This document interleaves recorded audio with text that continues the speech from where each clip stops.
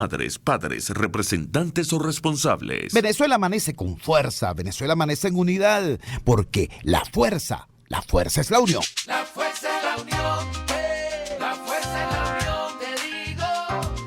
Venga toda Venezuela a organizarse. La fuerza es la unión, la fuerza es la unión. Y a poner tu granito de arena, dale por Venezuela. Actívate, en la unión está la fuerza. Por eso te digo que la fuerza es la unión. Muy buenos días, Venezuela. Bienvenidos todos a este su espacio. La Fuerza de la Unión, una tribuna abierta de la sociedad democrática venezolana para compartir con todos ustedes, más allá de cualquier distingo puntual, partidista o ideológico, la angustia, la preocupación, la justa indignación por lo que ocurre en nuestro país y también la certeza, la confianza, la esperanza de que trabajando juntos, de que remando unidos en la misma dirección, seremos capaces de construir la Venezuela de trabajo y de respeto, la Venezuela con alimentos y con medicinas, la Venezuela con democracia y con libertad, que todos necesitamos y que ciertamente todos merecemos. Miren, la introducción de hoy va a ser muy breve, porque hoy se cumplen 2 meses, exactamente 2 meses de una tragedia. En este país en el que un desastre tapa el otro, una crisis tapa la otra, un escándalo hace olvidar al más reciente escándalo. Hay un país empeñado en que el caso de Ángel Aguirre no sea olvidado. Hay un país empeñado en que el caso de Ángel Aguirre alcance justicia. Un país de padres y de madres responsables con sus hijos, dispuestos, repito, a alcanzar justicia. No se trata de venganza, no. Nada le va a devolver la vida a esa niña que tal día como hoy, pero hace 2 meses, un 23 de marzo, salió de su casa para una fiesta, un cumpleaños de un amiguito, 2 años apenas mayor que ella. Una fiesta familiar porque estaba también el padre del jovencito. Nada más inocente que eso, en un conocido club de la localidad allá en el estado Bolívar, donde vive la niña. Bueno, eso terminó en tragedia. Y después de la tragedia, otra más, la del encubrimiento. Por eso tenemos en línea a Ángel Aguirre, este padre venezolano que con toda su familia se ha declarado en cruzada en búsqueda de la justicia y de la verdad. Señor Ángel Aguirre, muy buenos días. Gracias por atender nuestra llamada madrugadora. Por favor, ilústrenos para quienes por alguna casualidad de la vida no conozcan aún las interioridades del caso. Recuérdenos qué fue lo que ocurrió hace 2 meses, si el dolor se lo permite, y ubíquenos en cuáles son las actuaciones más recientes en este caso. Le escuchamos. Muy buenos días. Buenos días, Chugo, buenos días, RCR, y buenos días, Venezuela. Bueno, justamente así como acabas de mencionar, ya hoy se cumplen 2 meses de la desaparición física de mi niña, de mi niña Ángela Aguirre. Y bueno, justamente fue el día que nos cambió totalmente la vida. El día que nuestra hija pide permiso para asistir a una fiesta, a compartir una fiesta en uno de los clubes más reconocidos aquí de Ciudad Guayana, que es el Club Ítalo Venezolano de Guayana. No vimos ningún tipo de malicia, ningún tipo de peligro o riesgo, ya que es un club donde vamos a decir, casi imposible entrar si tú no eres socio, pues. La única manera de entrar es con que tú seas socio y una invitación de un socio. Y bueno, la seguridad de ese club es tan fuerte. Imagínate, que no podemos nosotros ver que el peligro no era el club, sino las personas que iban a estar presentes en esa fiesta. Y aparte de eso, bueno, el hecho de que la fiesta nunca nos mencionaron de que se iba a desarrollar en una isla, que iban a tomar una embarcación, sino que sencillamente iba a ser una fiesta llevada a cabo en la piscina del club. Y ya mis hijas siempre fueron visitantes del club Ítalo Venezolano de Guayana, el club portugués. Y bueno, no nos íbamos a esperar eso. Le dimos permiso a la niña en vista de su buen y destacado comportamiento educativo, sus buenas calificaciones. Digamos, no vimos ningún tipo de como padre nada malo para uno poder analizar o negarle el permiso a la niña. La niña asiste porque era una fiesta que fue anunciada por las redes sociales. El muchacho era conocido de la familia hace 3 años. Y bueno, de ahí para adelante, ya de la desaparición de la niña, ha sido verdaderamente, eso nos cambió la vida, eso ha sido una tortura y una agonía, digamos, que uno no pueda ni siquiera corresponderle el luto adecuado a nuestra hija, pues. ¿Aló? Sí, señor Ángel, lo escuchamos. Escuchamos con respeto y con dolor todo lo que nos está refiriendo. ¿Qué ocurrió después que aparece el cadáver de la niña? ¿Cuál fue la reacción de las autoridades, tanto del Ministerio Público como del 6CPC? ¿Qué ocurre cuando por fin aparece, casi que como una voz del más allá, una grabación en el teléfono de la niña que es filtrada por un funcionario del CPC? Ubíquenos en eso para que la audiencia que recién conoce el caso pueda entender la gravedad de lo que estamos hablando. Bueno, desde el momento de la aparición o el hallazgo del cuerpo de mi hija, ese 26 de marzo, justamente el día que mi niña mayor estaba cumpliendo años, ese día apareció el cuerpo de su hermana en las aguas del río Caroní. De allí tuvimos que básicamente trasladarnos al 6CPC porque ahí tantos funcionarios que habían en el club que ni siquiera nos permitieron hacer un reconocimiento del cuerpo de la niña en el momento que la sacan del agua. Inclusive la llevan a la sede del 6CPC. Nosotros, bueno, no sabíamos qué hacer, le preguntamos a los funcionarios y simplemente nos dijeron que nos dirigiéramos a la delegación del 6CPC. Cuando llegamos allá, igualmente nos hacen acercar a la morgue, no nos permiten todavía ver el cuerpo de la niña, nos llevan a la sede del Rey Guayana y ahí en esa sede estuvimos de las 8:30 de la mañana hasta las 2:30 de la noche, sin aún conocer qué había pasado con la niña. Exigimos hacer el reconocimiento, pero los funcionarios nos dicen que no sería bueno hacerlo ya que ya habían efectuado las labores de autopsia. Digamos que nos coartaron también el derecho de ver a nuestra hija por última vez. Dios. De allí a las 2:30 de la noche, en vista de que no nos daban ningún tipo de información, tratamos de ejercer un poco más de presión, tocándole la puerta al jefe del Rey Guayana, el comisario Lisandro, donde nada más se remitieron a entregarnos las formalidades para retirar el cuerpo y llamar al servicio fúnebre para que se llevara el cuerpo a la niña. Imagínense, entonces exigimos, bueno, ¿cómo tú me das el cuerpo a la niña así como llévatela y no me vas a decir qué es lo que está pasando? Y entonces me encomiendan con otro funcionario para que llegue y trate de convencerme que me retire a mi casa porque estoy cansado y me lleve el cuerpo a mi hija, que ellos están ejerciendo la labor y están trabajando. Bueno, no me quedó de otra que retirarme y cuando me retiro sin yo recibir una notificación del CPC, ya enseguida por las redes sociales el director nacional ya estaba sacando el caso por las redes sociales, que fue cuando empezó a pronunciarse este día a las 2:30 de la noche. Digamos, a nosotros no nos tuvo el valor de decir, o la decencia de indicarnos, nosotros como los padres, qué es lo que había ocurrido con nuestra hija, y lo sacó por las redes sociales.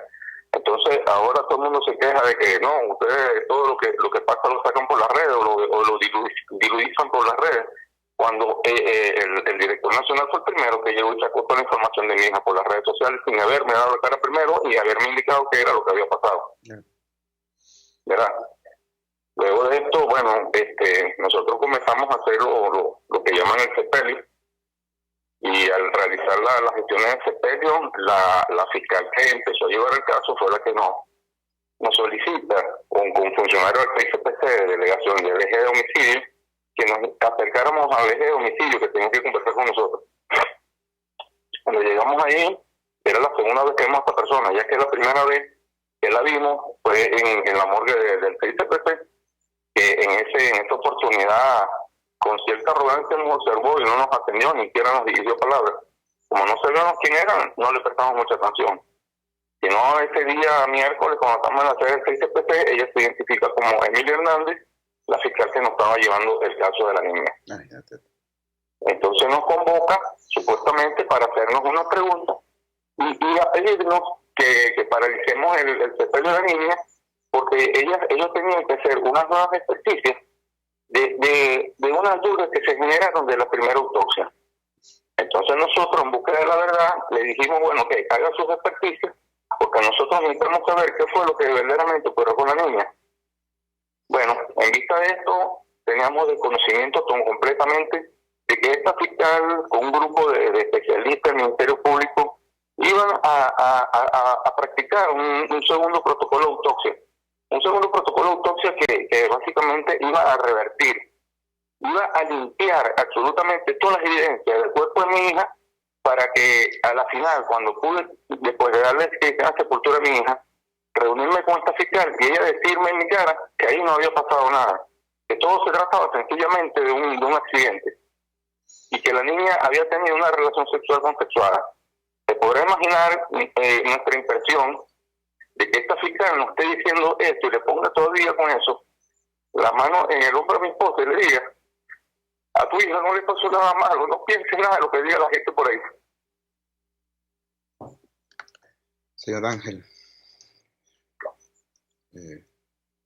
le pedimos excusas incluso por haberle pedido que no te preocupes. hiciera este recuerdo doloroso. Es el señor Ángel Aguirre, recordándonos cómo su hija fue violentada, fue asesinada, cómo un primer protocolo de autopsia revela eso, como el propio Douglas Rico, jefe del 6CPC, lo confirma y señala que fue eso, violación y homicidio, lo que ocurrió en el caso de la niña, y luego intentan unos funcionarios, como se dice en criollo, taparear el caso con un segundo protocolo de autopsia para borrar evidencias, de acuerdo a lo que acaba de decir el señor Ángel Aguirre.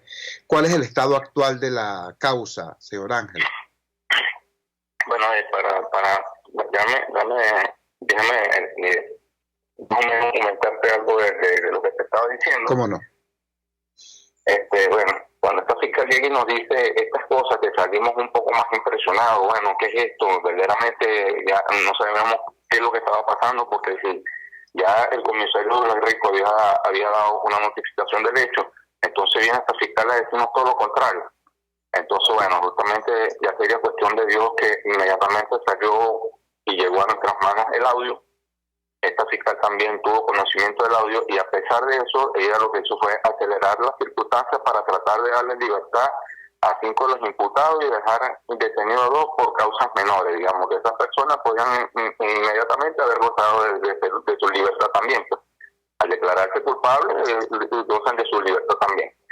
Entonces, en vista de todo eso, y bueno, sería cuestión de Dios que pudimos formalizar un grupo de abogados, entre ellas la doctora Yamile Carvajal, muy amiga de la familia, muy allegada de la familia, que ella estaba fuera del país y justamente para esa fecha arribó al país y enseguida se puso con nuestro caso. Igualmente el grupo de abogados que nos acompaña, la doctora Yersi, la doctora Petra y el jurista Danilo, que nos apoyaron desde el comienzo de esto.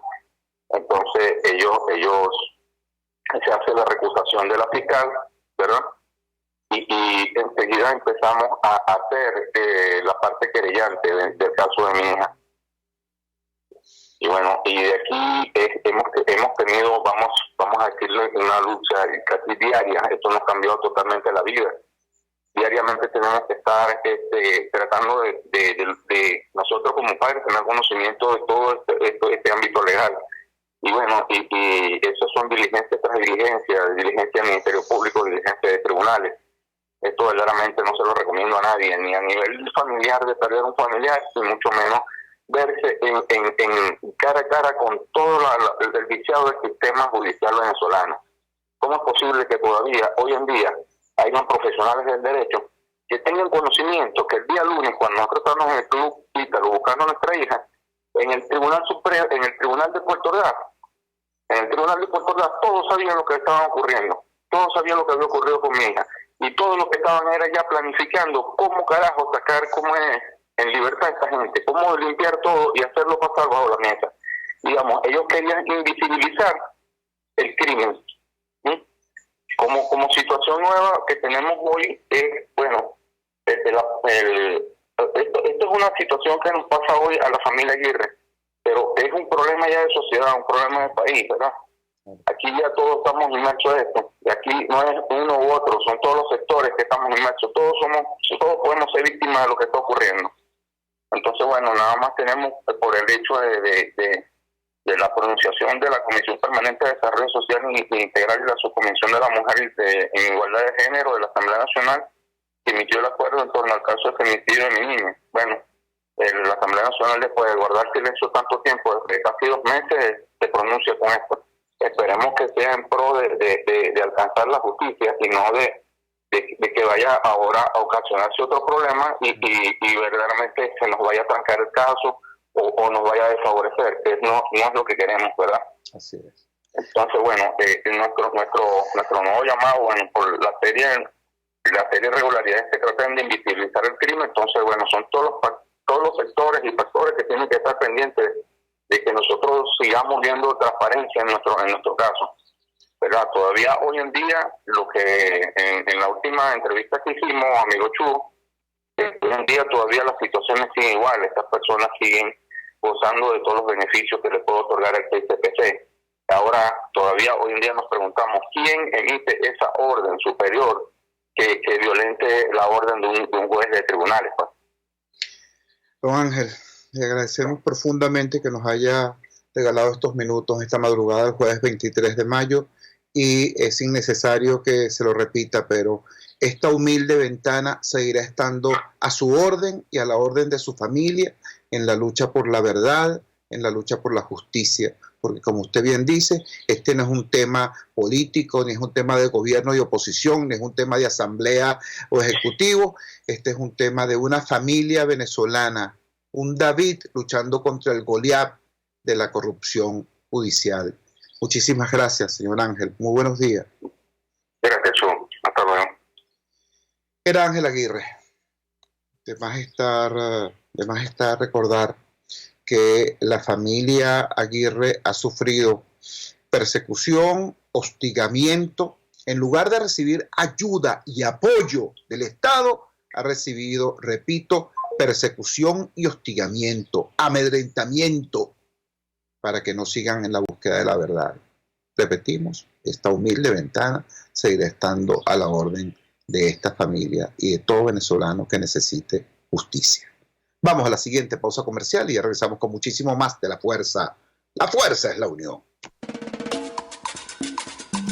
Usted escucha Unidad, la fuerza es la unión, con Chuo Torrealba por RCR 750 AM. Sintonícenos a través de Periscope, @RCR750, la radio que se ve. En RCR somos vanguardia. Toda la programación de tu RCR también la puedes seguir a través de la internet. Audio y video en tiempo real. Noticias y mucho más. No te pierdas ni un segundo de nuestra programación. No hay excusa ni cadena que valga para que dejes de escucharnos. Ingresa a rcr.tv, la radio que se ve. A mitad de tarde, disfrute de una amena tertulia, acompañada del análisis preciso del acontecer nacional e internacional. La Linterna, con Diego Bautista Urbaneta. Relájese al son de buena música, participe y forme parte de este espacio. La Linterna, de lunes a viernes, a partir de las 2 de la tarde, por RCR 750 AM. Opinión, ideas en debate. Usted escucha a Chuo Torrealba en Unidad, la fuerza es la unión, por RCR. Regresamos de La Fuerza de la Unión, estremecidos aún por las palabras del padre de Ángela Aguirre. Hoy se cumplen 2 meses exactos de la desaparición, violación y feminicidio del que fue víctima esta niña de apenas 16 años. Terrible el caso, aun si fuera un caso aislado, pero lamentablemente no es así. Ayer estos valientes luchadores sociales de los Centros Comunitarios de Aprendizaje, SECODAP, dieron una rueda de prensa sobre este tema de la violencia afectando a los niños, manejando cifras que habría procesado el Observatorio Venezolano de la Violencia. Tenemos en línea precisamente al doctor Carlos Trapani, el abogado Carlos Trapani, director general de SECODAP. Carlos, gracias por atendernos, que llamada madrugadora. ¿Cuál es la situación de los niños y la violencia? ¿Cómo es esto de que la cantidad de niños afectados por la violencia precisamente por los cuerpos policiales se ha incrementado de manera desmesurada? Te escuchamos. Bueno, nosotros presentamos un informe la semana pasada conjuntamente con el Observatorio Venezolano de Violencia y otras organizaciones. Bueno, y lo que arrojó el informe, entre otros datos, son 1.484 homicidios de niños y adolescentes durante el año 2018. Estamos hablando que cada día murieron 4 niños de forma violenta, ¿no? Si hacemos el mismo análisis, estamos hablando que 4 salones de clase se perdieron cada mes. Dios. Entonces, bueno, son datos que nos conciernen, que nos dan mucho dolor. Sobre todo nos llama la atención el incremento más del 200% de muertes a manos de resistencia a la autoridad. Es decir, un niño, un adolescente falleció, bueno, a partir de la intervención de un funcionario policial. También encontramos otras cifras que nos preocupan, ¿no? La violencia por hambre, es decir, cómo la violencia en la familia se incrementa producto de la crisis que están afrontando los padres. Encontramos situaciones como que los padres le pegan a los niños, los maltratan o abusan porque comen más de lo que deben, porque toman alimentos que no les correspondían. Y bueno, encontramos situaciones también de violencia sexual contra niñas y adolescentes, especialmente en zonas fronterizas, pasos fronterizos y en zonas mineras. Es una como caracterización de las principales manifestaciones de violencia que se registraron en el año 2018. En honor a la verdad, tengo entendido que se produjo una leve disminución en relación a los registros del año 17. Corríjame si esto es correcto. Cuando vemos el total de homicidios, hay más homicidios. Más homicidios. Lo que disminuyó fue el homicidio por violencia social. Pero se incrementó la violencia en manos de resistencia a la autoridad o averiguación por muerte. Cuando sumamos los totales de esas 3 grandes categorías, encontramos que hay más homicidios en el 2018 en relación al año 2017. Conclusión de los datos, bueno, que los niños están mucho más expuestos a la violencia y no hay medidas correctivas, bueno, para poderlos proteger. Me parecía muy importante esta precisión porque todos recordamos que precisamente el año 17 fue un año de mucha violencia social, mucha conflictividad político-social, pero a pesar de ello, entonces el año 18 hubo más asesinatos de niños y más asesinatos de niños a manos de cuerpos de seguridad del Estado. ¿Ha habido alguna respuesta de los organismos de seguridad pública en relación a esto? Todos recordamos todo lo que la parafernalia y los discursos cuando se creó la Universidad Nacional de la Seguridad a propósito de la supuesta sensibilización de los cuerpos policiales sobre temas como estos. ¿Ha habido alguna respuesta? Bueno, lo que predomina es un silencio. En el tema de niños lo que predomina es un silencio, nadie asume responsabilidades, nadie da la cara. Bueno, y una impunidad galopante. En el caso de Ángela, que lo acabas de reseñar, es uno, pero puedo también reseñar el caso del bar Los Cotorros en El Paraíso, que próximamente se va a cumplir 1 año y todavía la familia está buscando respuesta. O también puedo reseñar los 4 adolescentes que fallecieron en las protestas del año pasado, que fueron protestas no por temas políticos, sino fueron protestas por prestación de servicios públicos. El adolescente que murió en la avenida Circunvalación 2 en Maracaibo, bueno, ¿qué ha pasado con ese caso? Y así podemos enumerar situaciones en donde lo que se consigue es un silencio, es una impunidad, es una indolencia, y sobre todo que no se toman medidas para que estos hechos no se repitan. Y lamentablemente no tengo ningún indicador objetivamente evaluado que me diga bueno, que la situación va a cambiar. Carlos, te agradecemos profundamente la gentileza de habernos atendido en esta madrugada del jueves 23 de mayo. ¿Quisieras agregar algo más? Bueno, no ser indiferente. Yo creo que la sociedad no puede normalizar algo que no es normal. Nadie está exento a que sea víctima de la violencia y tenemos que exigir a las autoridades que hagan su trabajo y que lo hagan bien. Muchísimas gracias al doctor Carlos Trapani, coordinador general de los Centros Comunitarios de Aprendizaje SECODAP, por estos datos que nos da. Terrible la historia de Ángela Aguirre. Escuchamos todos acá la palabra quebrada por el dolor de su padre al referirnos todo lo ocurrido. Pero después uno ubica el caso de Ángela Aguirre en el contexto de la información del país. 4 niños asesinados por día. Por día. 4 salones. Imagínense ustedes un salón de clases. Yo sé que lo que les voy a pedir es horrendo, pero imagínense ustedes un salón de clase y en vez de niños, cadáveres de niños en ese salón. Ahora multiplíquenlo por 4. Eso cada 30 días, 4 salones de clase de niños asesinados cada mes durante el año 2018. Y muchos de esos niños asesinados por quienes tendrían que protegerlos, por los cuerpos de seguridad del Estado. Esta es la información que nos da SECODAP, repito, gente muy seria, los centros comunitarios de aprendizaje, gente que tiene más de un cuarto de siglo luchando por los derechos de niños, niñas y adolescentes. Ese es el contexto en el cual se produce la terrible situación que nos denunciaba el padre de Ángela Aguirre, y acota muy bien el doctor Carlos Trapani. Es un caso muy duro, muy lamentable, pero desgraciadamente no es el único. Y por el contrario, esto va creciendo, desgraciadamente. La violencia, no solamente de los cuerpos de seguridad del Estado, no solamente del amponato, sino incluso la violencia dentro de la familia. La violencia por hambre.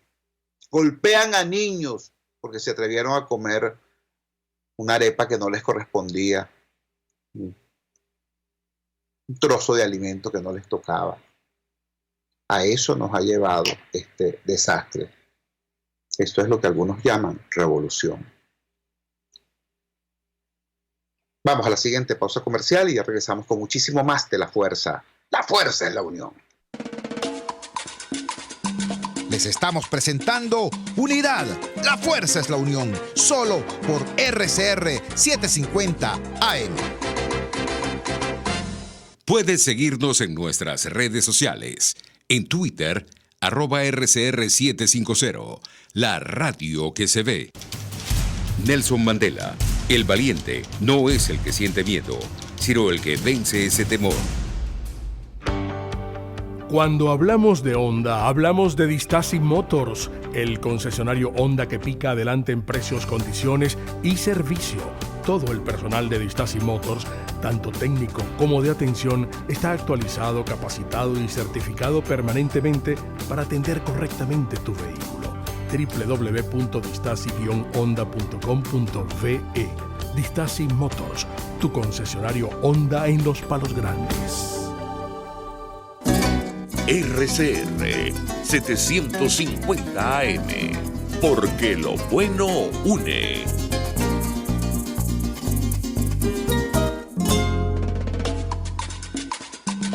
Les estamos presentando Unidad, la fuerza es la unión, solo por RCR 750 AM. Regresamos a La Fuerza es la Unión, estremecidos aún, primero por el testimonio del padre de Ángela Aguirre, segundo por las declaraciones de Carlos Trapani, ubicando la tragedia de Ángela Aguirre, esta niña de apenas 16 años, violada, asesinada, y luego la familia sufriendo la movilización de la maquinaria del Estado, pero no para descubrir a los culpables, sino para amedrentar a la familia, para que no busque la verdad, para que no exija justicia.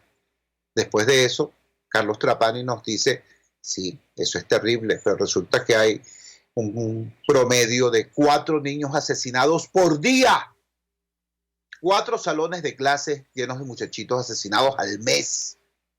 Esa es la situación de la que nos habla como contexto, como telón de fondo de esta tragedia el doctor Carlos Trapani. Ahora, por supuesto, no se trata simplemente de repetir una y otra vez el horror. En este caso tiene todo el sentido del mundo porque, como ustedes saben, como dijimos al principio, en este país una tragedia tapa la otra, un escándalo tapa el otro y las cosas terminan diluyéndose. Pero no se trata simplemente de recordar el horror, también se trata de ubicar, bueno, ¿qué es lo que hay que hacer? ¿Qué tiene que hacer este país? ¿Qué tiene que hacer esta sociedad para darle un parado a esa dinámica horrenda y empezar la reconstrucción de un país vivible, de un país con justicia, de un país donde los niños puedan sonreír y no temer por sus vidas? Por eso buscamos la opinión experta de Luis Izquiel. Luis Izquiel es criminólogo y forma parte del equipo de excelentes profesionales que están trabajando el Plan País en el área precisamente de justicia. Luis, gracias por atender nuestra llamada madrugadora. ¿Cuáles son los avances? ¿Cuáles son los planteamientos? ¿Cuáles son las propuestas que le pueden permitir a este país tener esperanza de que tras el cambio político podamos tener nosotros algo que parezca un sistema de administración de justicia y no un sistema de administración de venganzas? Te escuchamos. Sí, muchísimas gracias a ti, Chugo.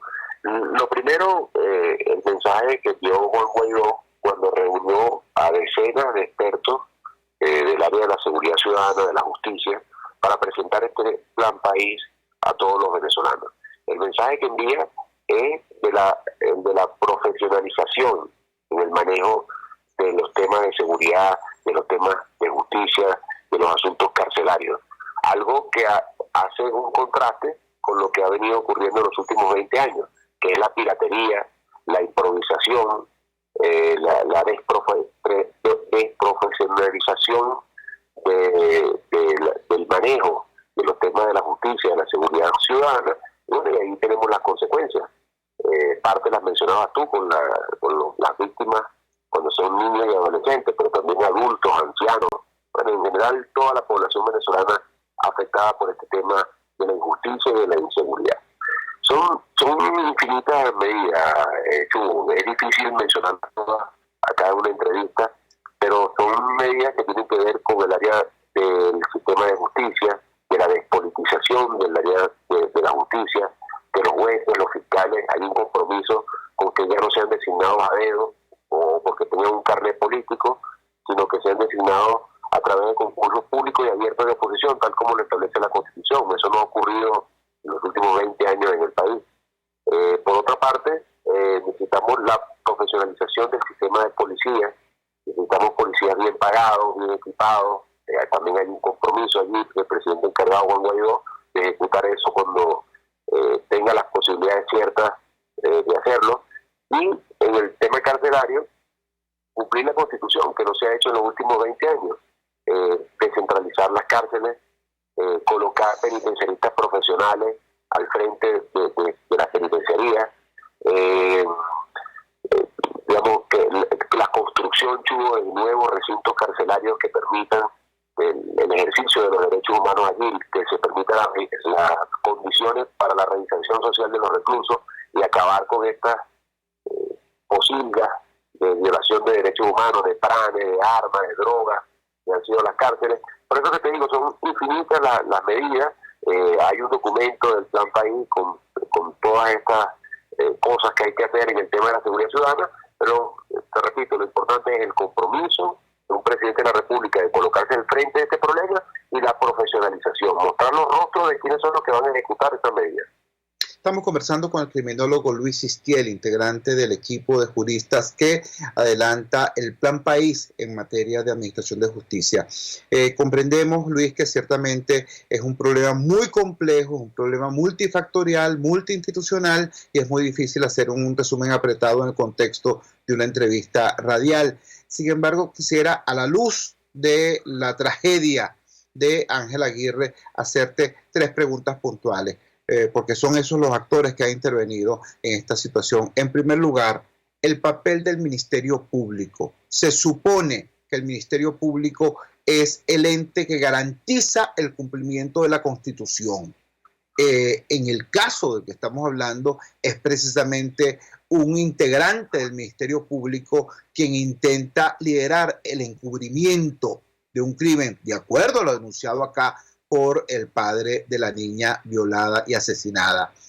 ¿Qué habría que hacer para que el Ministerio Público sea un brazo de la sociedad, garante de la administración de justicia y no todo lo contrario? Yo diría, Chubo, en primer término, cumplir con la Constitución. Es decir, ¿qué dice la Constitución que debe ser la cabeza de esa institución? O sea, primero la forma de nombramiento. Hoy, ¿cómo fue nombrado, designado hoy quien está al frente del Ministerio Público? Bueno, por una asamblea constituyente espuria, írrita, ilegal, inconstitucional, sin cumplir con ninguno de los requisitos establecidos en la Constitución ni en la ley orgánica del Ministerio Público. Fue impuesto por la Guardia Nacional. Hay que recordar que ese señor, hubo un piquete de la Guardia Nacional que impidió el acceso de la fiscal Luis Ortega y que permitió el ingreso a este señor. Bueno, ahí están los resultados. Pues.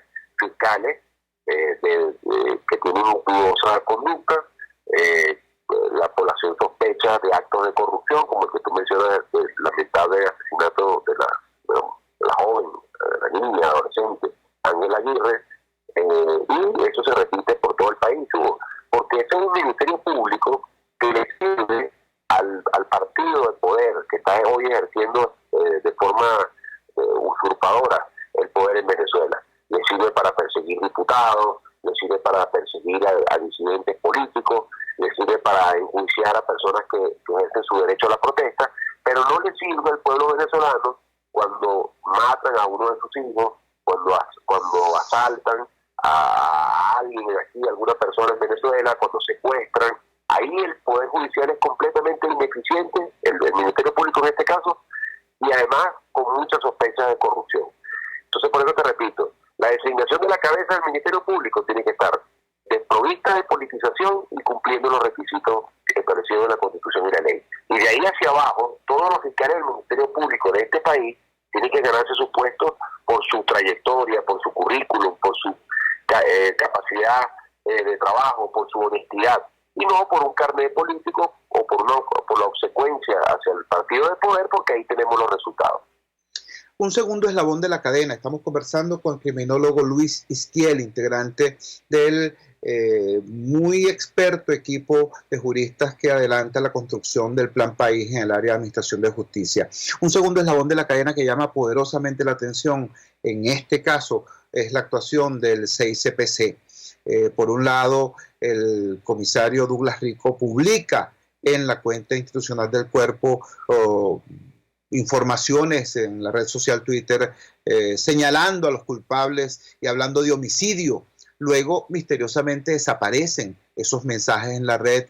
Y si no es porque otro funcionario del CICPC, fíjate tú qué cosa tan curiosa, presumiblemente asqueado por lo que está ocurriendo, filtra un audio en el teléfono de la niña donde ella misma denuncia haber sido violada. Bueno, las cosas quizás hubieran sido ciertamente ocultas. Probablemente la gente muy joven que nos escucha, Luis, no sepa que el CICPC fue el modelo de policía criminalística para América Latina. En realidad estoy hablando del Cuerpo Técnico de Policía Judicial, la llamada PTJ en su momento. Todo eso que ven nuestros muchachos hoy en las series, CSI, ese tipo de cosas. Bueno, con las uñas lo hacían, pero con maestría y con mística extraordinaria, nuestra policía técnica judicial, hoy devenida en esto que hoy estamos viendo. ¿Qué tendría que hacerse para que nuevamente la policía técnica judicial sea un servicio útil a la justicia y a la sociedad y modelo en América Latina? Ciertamente, Chubo, la antigua PTJ, la Policía de Investigación Venezolana, fue un modelo de policía en el mundo y ayudó a fundar varias policías en Latinoamérica. Recuerdo, por ejemplo, la policía de Nicaragua, fueron funcionarios de la antigua PTJ a Nicaragua a instruir allá ese país por petición de las autoridades de allá locales a la creación de la nueva policía científica nicaragüense. Y así intervinieron en varios de los procesos de formación policial en la región, porque era reconocida esa policía de investigación como una de las mejores. Lamentablemente eso se ha perdido en los últimos 20 años. Allí hay un déficit de funcionarios importantes. Los estándares internacionales señalan que aquí deberían existir unos 30.000 funcionarios de investigación, y la PTJ no llega sino escasamente a unos 6.000 funcionarios. Hay un déficit enorme de funcionarios, un déficit cuantitativo, pero también hay un déficit cualitativo también, que ha venido por varias razones produciéndose, entre ellas la precariedad en la formación de los funcionarios de investigación. Hay que recordar, Chugo, que esa PTJ que tú te refieres, los funcionarios salían graduados del IUPOL, del instituto que quedaba al lado de la morgue de Bellomonte, que era un instituto especializado en la formación de los funcionarios de la PTJ. Eso lo eliminaron y lo unieron todo en la UNES, en la supuesta Universidad de la Seguridad, que de universidad solo tiene el nombre, porque de ahí todo el mundo lo que hace son especies de cursos. Y mezclaron todo. Ahí en la UNES se forman bomberos, penitenciaristas, policías preventivos, policías de investigación, penitenciaristas, o sea, toda una melcocha de formaciones académicas que tienen que ser especializadas, distintas. Bueno, las metieron todas allí, sacan policías como chorizo, y ahí tenemos las consecuencias. Pues una policía que hoy no le sirve a los venezolanos, no da resultados en la lucha contra la delincuencia, y se presentan este tipo de casos controvertidos como el que tú mencionas de la joven Ángela Aguirre y su asesinato, ¿no? Luis, te agradecemos vivamente que nos hayas regalado estos minutos esta madrugada del jueves 23 de mayo. ¿Quisieras agregar algo más? Ocho, que como tú mencionabas, la inseguridad es un tema muy complejo, y también hay medidas que hay que tomar en el área de la prevención del delito, y otras medidas que no hemos mencionado acá por lo corto de la entrevista, en el tema policial, en el tema de cárceles, en el tema del sistema de justicia. Pero tenga la seguridad los venezolanos que hay un grupo de profesionales trabajando en lo que sería el futuro de Venezuela ante un cambio político, y esperemos que eso se pueda ejecutar en la realidad para que este país pueda revertir estas terribles cifras de injusticia, de impunidad y de inseguridad. Muchísimas gracias al doctor Luis Isquiel, abogado, criminólogo y uno de los especialistas que está justamente trabajando en la construcción del Plan País en el área de administración de justicia. El tercer eslabón que tenía que preguntarle yo a Luis Isquiel a la luz de esto que estamos conversando del caso de Ángela Aguirre era el tema de los jueces, pero bueno, ya sabemos lo que ocurrió aquí con los jueces venezolanos a partir de esa operación de escarnio y terrorismo que fue lo que pasó a propósito del caso de la jueza María de Lourdes Afiuni.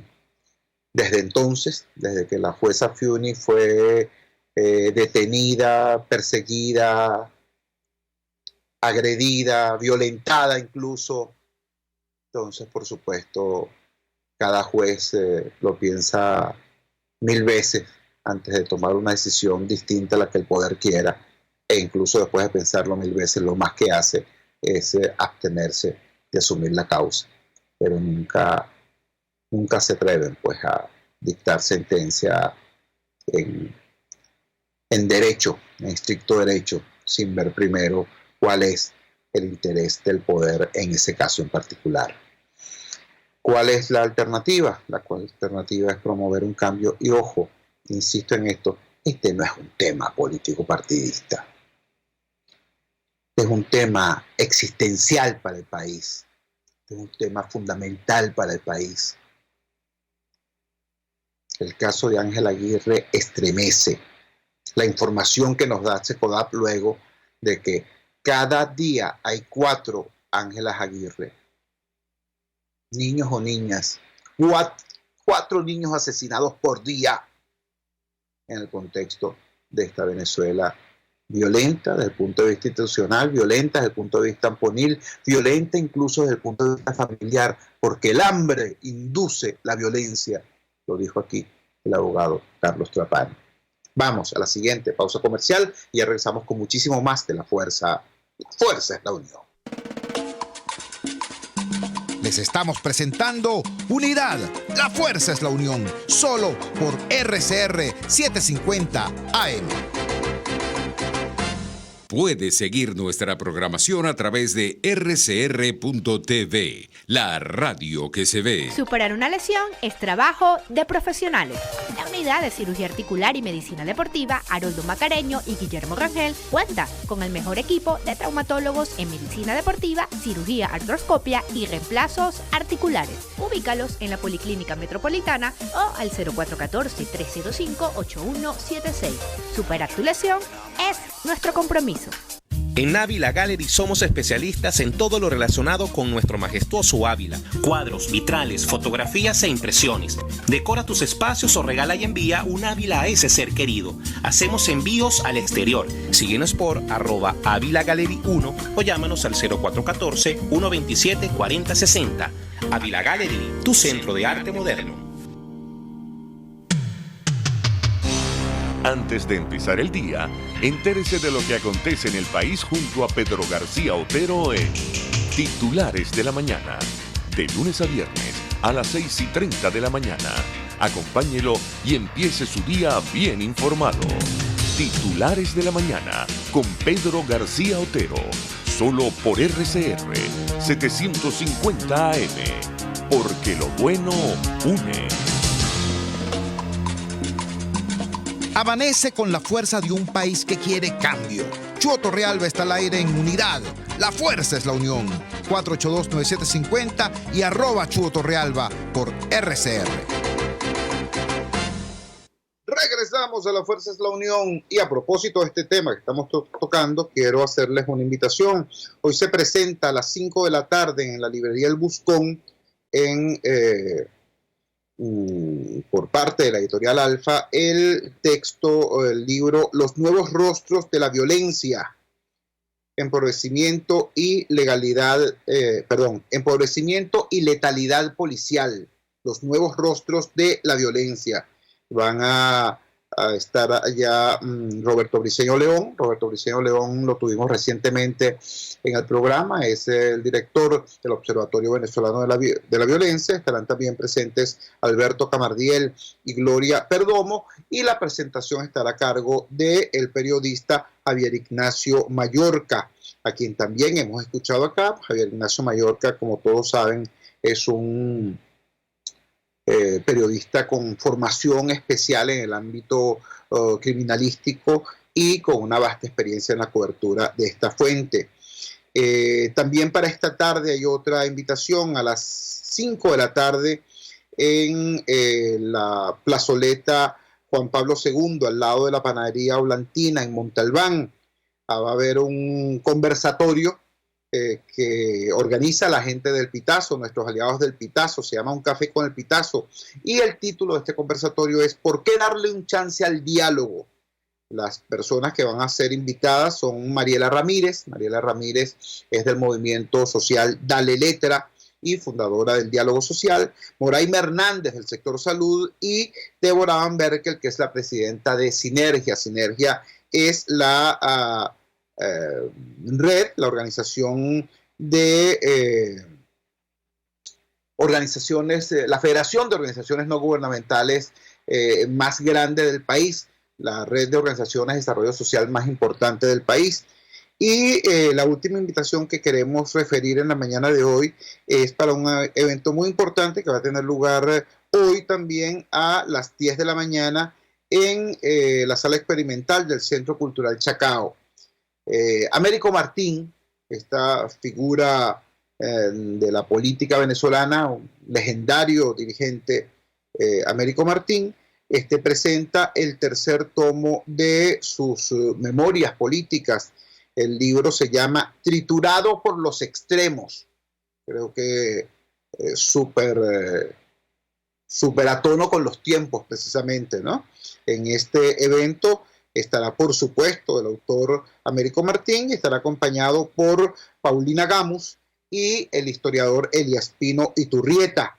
Este evento va a estar moderado por el periodista Alonso Moleiro, hijo de Moisés Moleiro, compañero de luchas y de militancia durante muchísimo tiempo de Américo Martín. Todo esto para el día de hoy. No podemos cerrar el programa sin de profundo agradecimiento a la memoria de Raúl Delgado Esteves. Raúl Delgado Esteves falleció ayer, falleció en México, donde recibía tratamiento médico de una dolencia que perfectamente pudo haber sido atendida y curada en Venezuela, pero en la Venezuela de otros tiempos.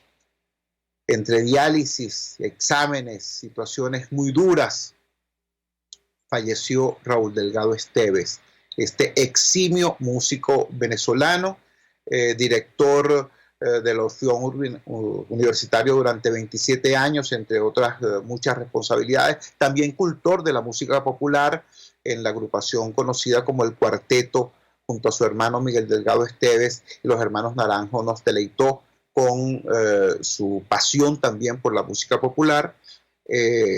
Yo quiero recordarle a los más jóvenes que Raúl Delgado Esteves, además de músico académico y de cultor de la música popular, fue un hombre que ayudó a este país a sobrellevar la muerte, a vencer la muerte. En 1976 hubo una terrible tragedia en la isla de las Azores. Un avión C-130 de la Fuerza Armada, de la Fuerza Aérea Venezolana, se estrelló y dentro de ese avión estaba completico el Orfeón Universitario y estaba su director, Vinicio Adames. Eso fue una tragedia inmensa que enlutó al mundo de la música académica, a la Universidad Venezolana, a todo el país.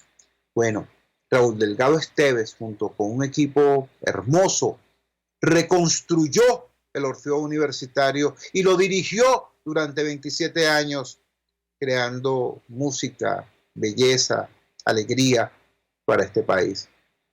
Ayer nos dejó Raúl Delgado Esteves y nuestra alma de venezolanos agradecidos les dice adiós, repito, con gratitud.